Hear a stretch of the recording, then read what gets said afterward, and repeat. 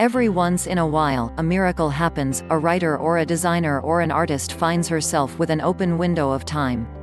Envision a shaft of light streaming in and an angel's chorus.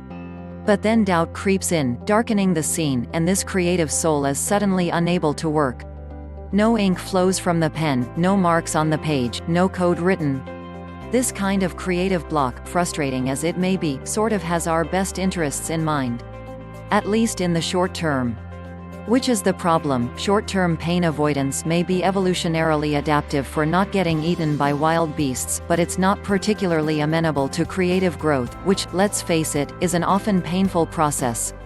Heartbreakingly, writer's block as a non-particularly adaptive strategy for avoiding pain can begin as early as primary school in children who fear judgment.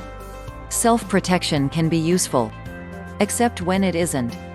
For creative workers, the ego-protecting mechanism known as a block or a writer's block protects our sense of self at the expense of our most important work. To grow as creative people, we have to first of all put in the sometimes painful reps that develop our crafts and then expose our work to the world, where it may be rejected or ridiculed. It's perhaps no wonder that the bigger the creative ideal, the stronger the follow-up reaction to protect oneself by shelving it may be. Part of the problem with pursuing the big creative project may be the many thoughts, both positive and negative, that spring up about the project. Focused attention is key to creativity, and the various thoughts about failure, success or metacognition about how difficult the task is all contribute to making creativity that much harder to sustain.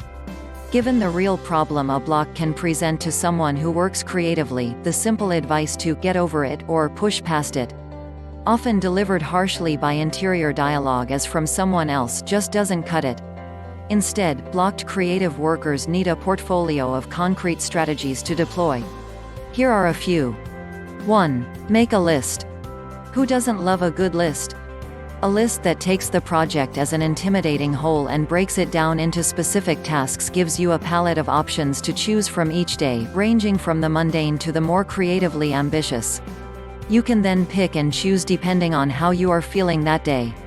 Also, by breaking your project into actionable steps, you are also reminding yourself that the project is not you, instead, it is a thing you are doing. Sometimes a simple reminder of this fact can be soothing. 2. Change the scene. Sometimes we can grow to associate a particular place with bad or blocked feelings. As a result, a simple shift to a new room or a new coffee shop can offer a fresh start on the project. 3. Approach the project lightly. This shift is both attitudinal and material. What if, instead of taking the big work seriously, you found the room to play in the project or in the project's creation?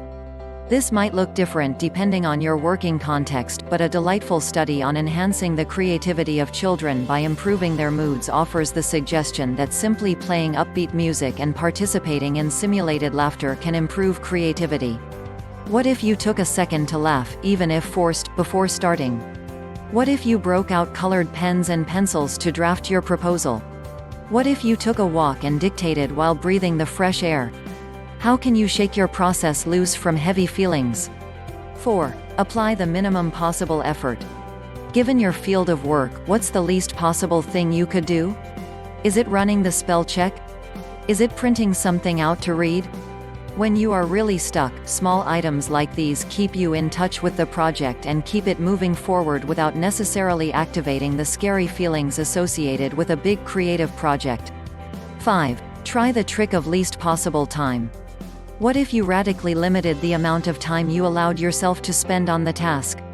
Sometimes big, grand creative projects seem to demand big, intimidating work hours. But what if you told yourself you could work on the project for only 5 minutes every day, scheduled those 5 minutes on a calendar and used a timer to hold yourself to that tiny upper limit? Chances are you'd build the muscle of touching the project in a regular way, and by keeping things limited for at least a week, you might even build desire to work more going forward. What all these strategies share is an effort to deflate the creative project's scary, ego-threatening aspects, taming it into a manageable live-withable size so that you can do the work that matters so much without feeling that any one work session matters too much.